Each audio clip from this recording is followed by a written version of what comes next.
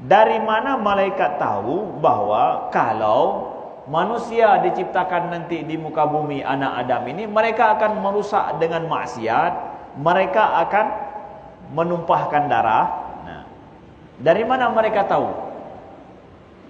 Sehingga ada yang dengan usil mengatakan bahwa butoi malaikat. Ya, malaikat itu benar. Nah, lagi seakan-akan Allah tidak tahu kalau sudah diciptakan akan terjadi seperti itu. Nauzubillah, bukan demikian adanya. Ya.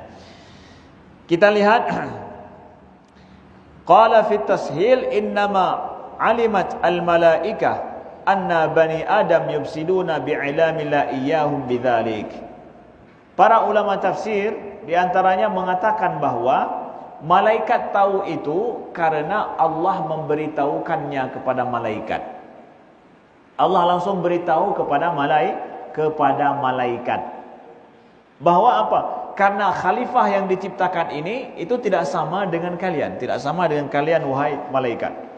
Kalau kalian tidak punya nafsu, yang ini punya nafsu. Kalian tidak punya emosi, ini punya emosi. Ya. Sehingga dia kemudian akan hidup punya nafsu, kemudian berpasang-pasangan. Pertama Adam, setelah itu ada istrinya dan dia perlu terus berdua. Berarti punya nafsu. Dan dengan nafsu dia bertahan hidup di bumi ini, dia mencari makan. Dengan nafsu kemudian dia punya anak, sehingga dengan itulah dia terus silih berganti. Karena tadi dikatakan khalifah itu adalah sesuatu yang terus silih berganti. Demikian adanya, ya.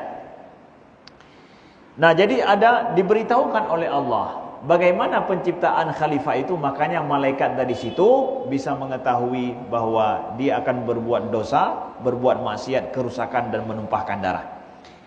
Kemudian wa inna ma huwa selanjutnya ada juga yang mengatakan waqil kana fil ardi jinnun fa afsadu fa ba'asallahu ilaihim malaika faqatalahum faqasal malaikah bani adam alaihim. Ada yang mengatakan, ini pendapat yang kedua, tapi ini pendapat qil. Qil kalau dalam bahasa kitabnya ini adalah pendapat yang lemah. Pendapat pertama lebih kuat, pendapat kedua ini lebih lemah. Tapi ada ulama yang mengatakan demikian. Apa itu? Bahwa pernah di bumi ini sebelum datang Nabi Adam ada jin yang tinggal di bumi ini. Lalu jin yang tinggal di bumi ini mereka merusak di alam ini, merusak di bumi ini, akhirnya diutuskan oleh Allah malaikat untuk membasmi jin yang merusak di bumi ini. Ini pendapat kedua, tapi pendapat yang lemah. Yang pertama lebih kuat. Pendapat yang kedua ini apa? Ada jin sebelum Adam, ada jin yang tinggal di bumi ini. Jin itu merusak, akhirnya dibasmi, disuruh oleh Allah untuk dibasmi melalui malaikat. Jadi ini pendapat yang kedua. Sehingga malaikat itu tahu berarti yang di bumi itu kalau diciptakan khalifah lagi akan terjadi seperti yang dulu, yaitu jin itu yang sudah merusak. Makanya malaikat tahu dari situ. Ini pendapat yang kedua. Tapi ini pendapat yang lemah. Yang kuat itu apa? Yaitu Allah sendiri yang memberitahukan kepada malaikat seperti apa Adam, sehingga malaikat mengetahui nanti akan merusak di alam ini atau dia akan saling membunuh. Nah, dari sini kita belajar bahwa para ulama menyebutkan di antara hikmah daripada ayat ini adalah untuk apa Allah memberitahukan kepada malaikat? Ya enggak perlu langsung Allah Allah ciptakan, kasih tahu setelah itu kepada malaikat. Tidak perlu harus dikasih tahu kepada malaikat. Di antara faedahnya adalah qala ba'dul ulama fi ikhbarillahi ta'ala lil malaika an khalqi Adam wa istikhlafihi fil ardi ta'limun li ibadihi al musyawarah fi umurihim qabla an yaqdimu 'alaiha. Ini pelajaran penting ini.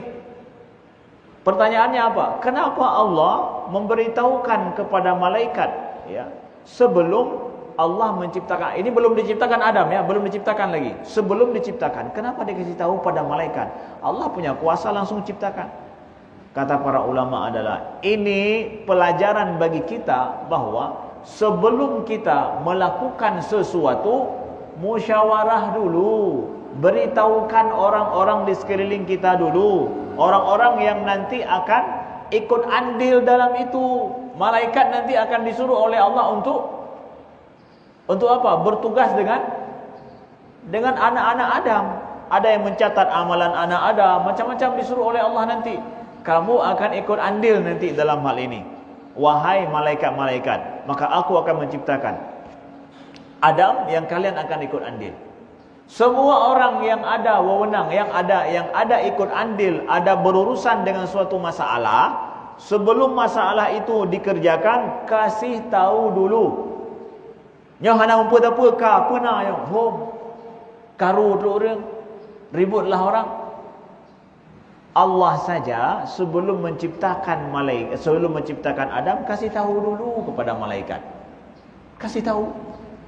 Permasalahan kita hari ini kan begitu, bahwa kurangnya diberitahu sehingga orang tidak tahu kenapa, akhirnya ribut.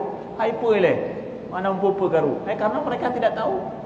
Tidak diikut sertakan, tidak dimusyawarahkan dulu. Allah saja mengatakan, melakukan demikian. Ini taklim kepada kita, pembelajaran kepada kita manusia, saudaraku yang dimuliakan Allah. Maka sehebat-hebat kita adalah pada dalam melakukan sesuatu itu adalah dengan cara beritahu, bermusyawarahlah dengan banyak orang, sampaikan. Maka ini adalah tingkat pemahaman hidup ataupun tingkat model kehidupan yang paling tinggi, yang paling hebat. Apa kemampuan untuk bermusyawarah dan memberitahukan segala hal aktivitas kepada banyak orang. Nah, ini pelajaran yang kita ambil. Jadi jangan biasakan hidup nafsi-nafsi tanpa ada musyawarah, apalagi masalah kampung. Yang berurusan dengan orang kampung, beritahukan kepada mereka sebelum kita mengerjakan, sebelum kita melakukan hal tersebut, supaya kampung kita aman, semua orang mudah memahaminya. Mudah-mudahan berguna dan bermanfaat. Ada pertanyaan?